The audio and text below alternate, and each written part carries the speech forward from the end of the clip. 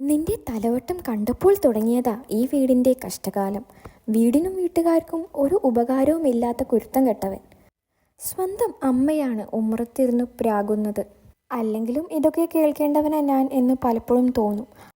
അച്ഛനുണ്ടാക്കിയ കടം വീട്ടാൻ പ്രവാസിയായപ്പോൾ അതിൻ്റെ കൂടെയുള്ള ഒരു ബാധ്യത കൂടെ എടുത്തു തലയിൽ വെച്ചു, പെങ്ങളെ കെട്ടിച്ചയച്ചതിൻ്റെ. കല്യാണം ആഘോഷമായപ്പോൾ എല്ലാവരും പറയുമായിരുന്നു, ദേവൻ ഗൾഫിൽ പോയി 10 പുത്തൻ പണം ഉണ്ടാക്കി പെങ്ങളെ നല്ല രീതിയിൽ കെട്ടിച്ചു വിട്ടെന്ന്. അത് കേൾക്കുമ്പോൾ ഒരു സന്തോഷമായിരുന്നു. തലക്ക് മീതെ പിന്നെയും ബാധ്യതയുടെ കണക്കുകൾ കൂടുമ്പോഴും കുടുംബത്തിൻ്റെ സന്തോഷം, അത് മാത്രമായിരുന്നു മനസ്സിൽ. അങ്ങനെ ബാധ്യതകൾ തീർത്ത് ഒന്ന് നിവർന്നു നിൽക്കാൻ ആയപ്പോഴേക്കും സ്വന്തം ജീവിതം മറന്നുപോയി. കൂടെയുള്ള ആരും ഓർമ്മിപ്പിച്ചതുമില്ല. മോനെ, നിനക്കൊരു പെണ്ണും ജീവിതവും വേണ്ടടാ എന്ന് അമ്മയോ ഏട്ടനൊരു പെണ്ണിനെ നോക്കട്ടെ എന്ന് പെങ്ങളോ ചോദിച്ചില്ല. പക്ഷേ ഇടയ്ക്കിടയ്ക്ക് ചോദിക്കാൻ മറക്കാത്ത വേറൊന്നുണ്ടായിരുന്നു, പണം. പെങ്ങളുടെ ഗർഭം മുതൽ പ്രസവവും നൂലുകെട്ടും പിറന്നാളും അങ്ങനെ നീണ്ടുപോകുന്ന ചടങ്ങുകൾക്ക് മാമൻ്റെ വക എന്നതിന് മുന്നിൽ ആയിരുന്നു സ്ഥാനം. വലിപ്പമൊട്ടും കുറയാനും പാടില്ലല്ലോ. അമ്മയോട് അവസ്ഥ പറഞ്ഞാൽ അവൾക്ക് പിന്നെ നീയല്ലാതെ ആരാ കൊടുക്കാനുള്ളത്? അല്ലേലും നിനക്ക് അമ്മയോ പെങ്ങളെയോ ഒന്നും വേണ്ടല്ലോ, സ്വന്തം ഉണ്ടാക്കി കൂട്ടുവല്ലേ അവിടെ എന്നൊരു പരിഹാസം പറച്ചിലും. ഒരു പ്രവാസി ചിരിക്കുകയും കരയുകയും ചെയ്യുന്ന അസുലഭ നിമിഷങ്ങളിൽ ഒന്നാണ് ആ നിമിഷം. ബാധ്യതകൾ തീർന്നപ്പോൾ ഉള്ളതുകൊണ്ട് വാങ്ങിയത് 10 സെന്റ് സ്ഥലമാണ്, നാട്ടിലില്ലാത്തതുകൊണ്ട് അത് വാങ്ങിയത് അമ്മയുടെ പേരിലും.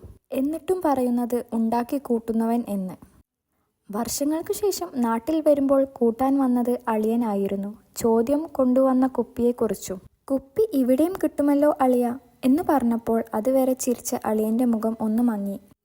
അന്ന് ആ രാത്രി പെട്ടിയുടെ കെട്ട് പൊട്ടിച്ചത് മുതൽ പ്രവാസിയുടെ ജെട്ടിയുടെ എലാസ്റ്റിക് പോലും ബാക്കി വെക്കാതെ പെങ്ങളും അളിയനും അമ്മയും കൂടി വീതിച്ചെടുക്കുമ്പോൾ ആരും ചോദിച്ചില്ല അവിടെ സുഖമാണോ എന്ന്. പക്ഷേ ഒന്ന് ചോദിച്ചു, എന്നാ തിരിച്ചു പോകുന്നതെന്ന്. ആ ചോദ്യം ഡിക്ഷണറിയിൽ ഉള്ള പോലെ അച്ചടിച്ച് വെച്ച ഒന്നായതുകൊണ്ട് ചിരിച്ചു, അല്ലാതെ എന്തു ചെയ്യാൻ. എന്നാൽ പിറ്റേ ദിവസം കൂട്ടുകാർക്കൊരു കുപ്പിയുമായി ചെല്ലുമ്പോൾ അവർ ചോദിച്ചു, ഇനി എന്നാടാ ഒരു പെണ്ണു കെട്ടുന്നത് എന്ന്. അല്ലേലും ഇനി ഈ പ്രായത്തിൽ ആര് പെണ്ണ് തരാനാ എന്ന ചിന്ത ആയിരുന്നു മനസ്സിൽ. പക്ഷേ കൂട്ടുകാർ തന്ന ഒരു ധൈര്യം. അവിടെ നിന്ന് പോരുമ്പോൾ ഒന്ന് പെണ്ണ് കണ്ടേക്കാം എന്ന തീരുമാനത്തിൽ എത്തിയിരുന്നു മനസ്സ്. രാത്രി ഭക്ഷണം കഴിക്കുന്ന സമയം അമ്മയ്ക്ക് മുന്നിൽ അത് അവതരിപ്പിക്കുമ്പോൾ അമ്മ ചിരിക്കുകയാണ് ചെയ്തത്. ഇനി ഈ പ്രായത്തിൽ നിനക്ക് എവിടുന്ന് പെണ്ണ് കിട്ടാനാടാ? അല്ലെങ്കിൽ തന്നെ പ്രവാസികൾക്ക് പെണ്ണ് കൊടുക്കില്ല ആരും. പോരാത്തതിന് നിനക്കാണേൽ വയസ്സ് കുറെ ആയില്ലേ, വെറുതെ ചായ കുടിച്ച് നടക്കാം, അത്ര തന്നെ. എന്തായാലും നീ ഒന്ന് പോയി നോക്ക് മോനെ എന്ന് പറയുമെന്ന് കരുതി. പക്ഷേ ഉണ്ടായിരുന്ന പ്രതീക്ഷയും അമ്മയുടെ വാക്കുകളിൽ തീർന്നുപോയി. അമ്മ അങ്ങനെ പലതും പറയും, ജീവിതം നിന്റേതാണ് എന്ന് കൂട്ടുകാർ പറയുമ്പോൾ ഇനി ആദ്യം ഒരു വീട്, എന്നിട്ട് നോക്കാം കല്യാണം എന്നായിരുന്നു മനസ്സിൽ. വാങ്ങിയിട്ട 10 സെന്റ് ബാങ്കിൽ വെച്ചാൽ ചെറിയൊരു വീട് തട്ടിക്കൂട്ടാം എന്നായിരുന്നു ചിന്ത. അത് അമ്മയോട് പറയുമ്പോൾ അമ്മ ദേഷ്യത്തോടെയാണ് നോക്കിയത്. എൻ്റെ പേരിലുള്ള സ്വത്ത് വെച്ച് ലോൺ എടുക്കാൻ ഞാൻ സമ്മതിക്കില്ല. അല്ലെങ്കിൽ തന്നെ പെണ്ണും പെടക്കോഴിയും ഇല്ലാത്ത ഒറ്റത്തടിയായി നിനക്കെന്തിനാ ഇപ്പോൾ സ്ഥലവും വീടും? എൻ്റെ മോൾ ആകെ കഷ്ടത്തിലാണ്, അവനാണേൽ പണിയും കുറവാ. എൻ്റെ പേരിലുള്ളത് ഞാൻ അവൾക്ക് എഴുതി കൊടുക്കാൻ പോവുക. നിനക്ക് വേണേൽ ഇനിയും ഉണ്ടാക്കാലോ, കയ്യിനും കാലിനും കുഴപ്പമൊന്നും ഇല്ലല്ലോ. അവൻ ഭാഗം ചോദിച്ചു വന്നേക്കുന്നു. ഓർമ്മ വെച്ച കാലം മുതൽ വാടക വീട്ടിലായിരുന്നു. ഞാൻ കഷ്ടപ്പെട്ട് ഉണ്ടാക്കിയ 10 സെന്റ് സ്ഥലം, അതിൽ വീട് വെക്കാൻ ചോദിച്ചതിന് അമ്മ പറയുന്ന വാക്കാണ് ഭാഗം ചോദിക്കാൻ വന്നിരിക്കുകയാണെന്ന്. ഞാൻ കഷ്ടപ്പെട്ട് ഉണ്ടാക്കിയതല്ലേ അമ്മേ, അതെങ്ങനെ ഭാഗം ചോദിക്കലാകും? എനിക്കും വേണ്ടി ഒരു ജീവിതം.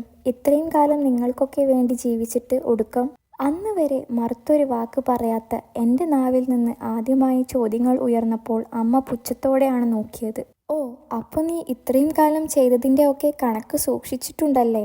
കൊള്ളാം. എന്നാ കേട്ടോ, ഞങ്ങൾക്ക് വേണ്ടി ജീവിച്ചെങ്കിൽ അത് നിന്റെ കടമയാണ്. അമ്മയെയും പെങ്ങളെയും നോക്കിയതിൻ്റെ കണക്കുമായി വന്നേക്കുന്നു അവൻ. എന്നാ കേട്ടോ, ഇനി എൻ്റെ പേരിലുള്ള സ്വത്തിൽ നിന്നും ഒന്നും നീ പ്രതീക്ഷിക്കണ്ട. എനിക്കിനി ഇങ്ങനെ ഒരു മകനുമില്ല. ഞാൻ എൻ്റെ മോളുടെ കൂടെ കഴിഞ്ഞുകൊള്ളാം. അതൊരു അവസാന വാക്കായിരുന്നു അമ്മയുടെ. പിറ്റേ ദിവസം അമ്മ പെട്ടിയുമെടുത്ത് പടിയിറങ്ങുമ്പോൾ ആരൊക്കെയോ പറയുന്നുണ്ടായിരുന്നു, ആ അമ്മയെ അവൻ പടിയിറക്കി വിട്ടല്ലോ എന്ന്. ആളുകൾക്കിടയിലൂടെ കരഞ്ഞുകൊണ്ട് ഇറങ്ങിപ്പോകുന്ന അമ്മയായിരുന്നു എല്ലാവർക്കും ശരി. എല്ലാവർക്കും വേണ്ടി ജീവിതം മാറ്റിവെച്ച് ഒടുക്കം എല്ലാം നഷ്ടപ്പെട്ട ഒരുവൻ ഉള്ളിൽ കരയുന്നത് ആരും കണ്ടില്ല.